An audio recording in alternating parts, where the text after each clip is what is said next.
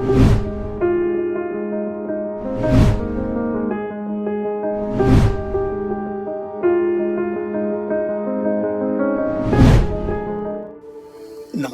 मित्रों, क्रांति वेलनेस प्रस्तुत निरामय स्वास्थ्य का प्राकृतिक राजमार्ग यह ऑडियो बुक में आप सभी का स्वागत है।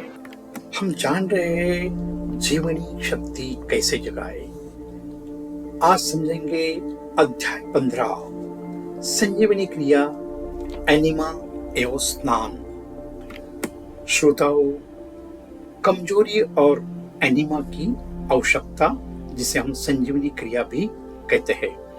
उपवास काल में जब तक शरीर पूरी तरह से शुद्ध नहीं होता, कमजोरी का अनुभव होना स्वाभाविक है।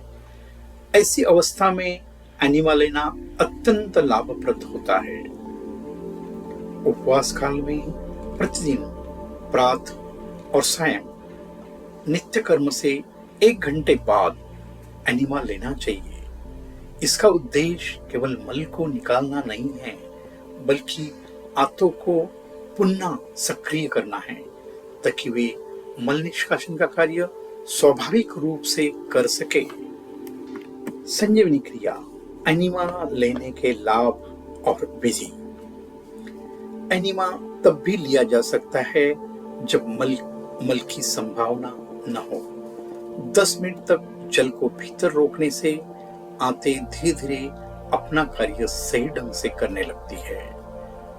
उपवास के दौरान जूस, सूप या केवल जल पर आधारित उपवास करने वालों के लिए संजीवनी क्रिया मतलब एनिमा अनिवार्य है।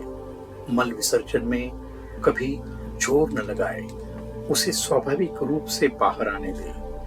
यदि कुछ न निकले तो भी चिंता की कोई बात नहीं। जानते हैं चिकित्सीय एनिमा से सावधानी।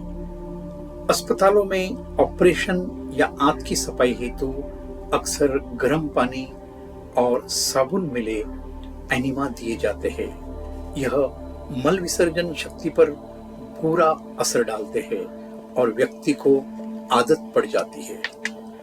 प्राकृतिक चिकित्सा का उद्देश्य है आंतों को सशक्त बनाना, निर्भरता पैदा करना नहीं। उपवास में लिए गया सामान्य जल एनिमा आंतों को पुनः स्वाभाविक शक्ति प्रदान करता है और धीरे धीरे उसकी आवश्यकता को भी समाप्त हो जाती है। समझते हैं सामान्य जीवन में एनिमा। उस उपवास के अतिरिक्त भी आवश्यकता पड़ने पर शाम के समय एनिमा लिया जा सकता है। यह खाने से आधा घंटा पहले लेना उचित है।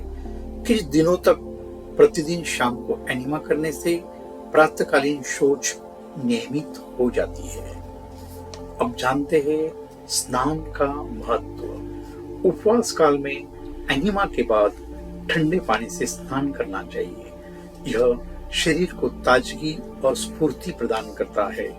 स्नान के समय तौलियों से शरीर को धीरे धीरे रगड़ना चाहिए, जिससे रोमकूप खुले और विषाक्त तत्व बाहर निकले। स्नान के बाद हथेलियों से शरीर को रगड़ रगड़ कर सुखाए।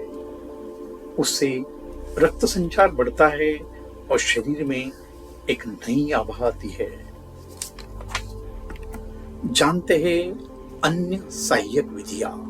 सही मल विसर्जन के लिए कटी स्नान, शंख प्रक्षालन, नौली, धोती और बस्ती ये क्रियाएं भी उपयोगी है।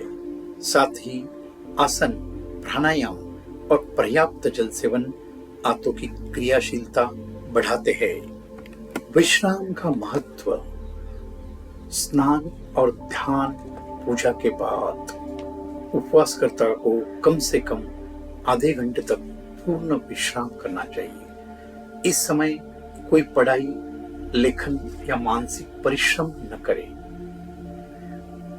पूर्ण निष्क्रियता जीवनी शक्ति को जगाने में सहायक होती है। यही स्थिति जीवन के वास्तविक आनंद का अनुभव कराती है। अंत में यह अध्याय का निष्कर्ष।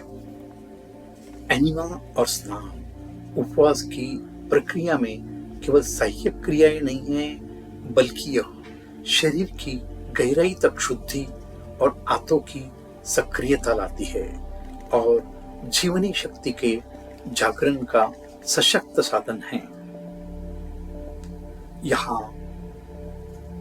यहाँ अध्याय 15 समाप्त होता है। मिलते हैं अगले भाग में। तब तक स्वस्थ रहे, मस्त रहे, खुश रहे। धन्यवाद। आपका दिन शुभ हो।